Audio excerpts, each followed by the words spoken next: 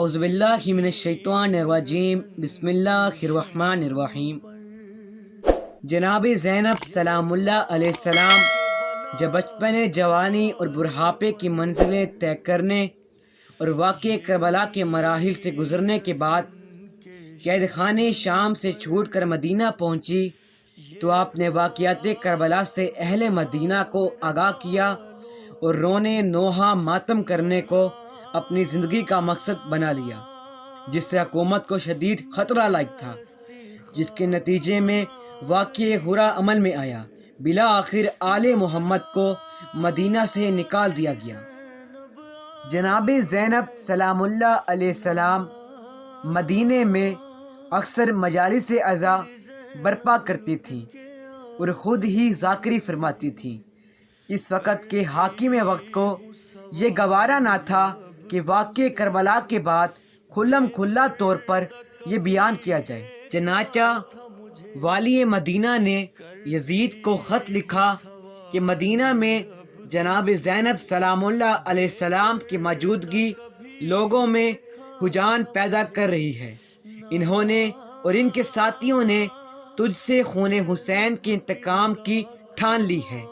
یزید اطلاع پا کر فوراً والی مدینہ کو خط لکھتا ہے کہ زینب کو اور ان کے ساتھیوں کو ملک سے جلا وطن کر دیا جائے اور ان کو مختلف ممالک میں بھیج دیا جائے۔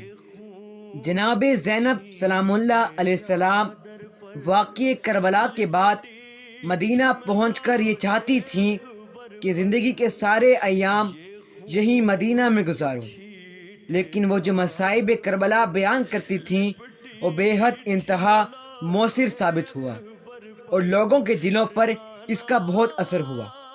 یزید کا خط آنے کے بعد والی مدینہ نے جناب زینب سلام اللہ علیہ السلام سے کہا کہ آپ جہاں مناسب سمجھیں لیکن یہاں سے چلی جائیں۔ یہ سننا تھا کہ بی بی زینب سلام اللہ علیہ السلام کو جلال آ گیا۔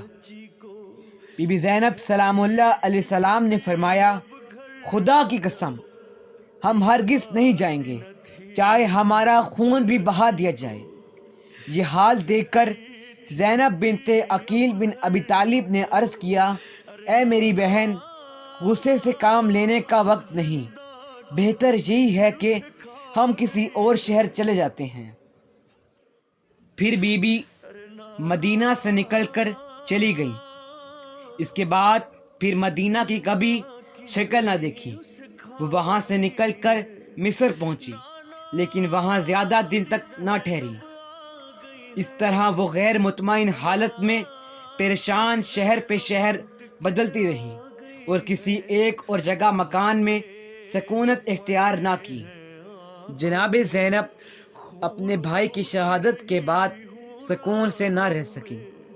وہ ایک شہر سے دوسرے شہر پھرتی رہی اور ہر جگہ یزید کو بیان کرتی رہی اور حق و باطل کی وضاحت کرتی رہی اور شہادت حسین پر تفصیلی روشنی ڈالتی رہی، یہاں تک کہ آپ شام آ پہنچے اور وہاں آپ نے قیام کیا، کیونکہ آپ کے شوہر عبداللہ بن جعفر طیار کی وہاں جائیداد تھی اور وہیں آپ کا انتقال ہوا۔ آپ کا انتقال روز شب اتوار کی رات 14 رجب 63 ہجری کو ہوا۔ اس وقت آپ کی عمر مبارک 55 سال تھی۔ آپ کی وفات یا شہادت کے متعلق مشہور ہے کہ ایک دن آپ اس باغ میں تشریف لے گئیں کہ جس کے درخت پر امام حسین علیہ السلام کا سر لٹکایا گیا تھا۔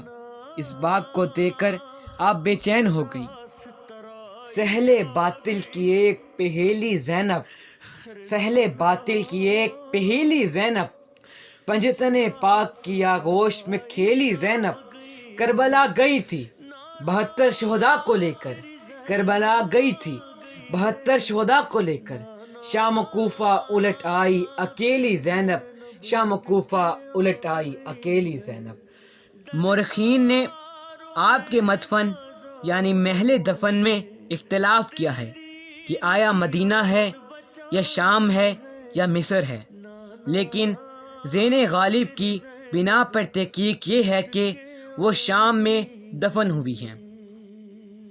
زینب خدائے خلق کی وحدت کا نام ہے، زینب خدائے خلق کی وحدت کا نام ہے، زینب رسول کے حق کی قیادت کا نام ہے، زینب رسول کے حق کی قیادت کا نام ہے، زینب علی کی رائے بے شجاعت کا نام ہے، زینب بطول پاک کی عظمت کا نام ہے، زینب بطول پاک کی عظمت کا نام ہے، زینب حسن کے تخت صداقت کا تاج ہے، زینب حسن کے تخت صداقت کا تاج ہے، زینب حسین کرب و بلا کا مزاج ہے۔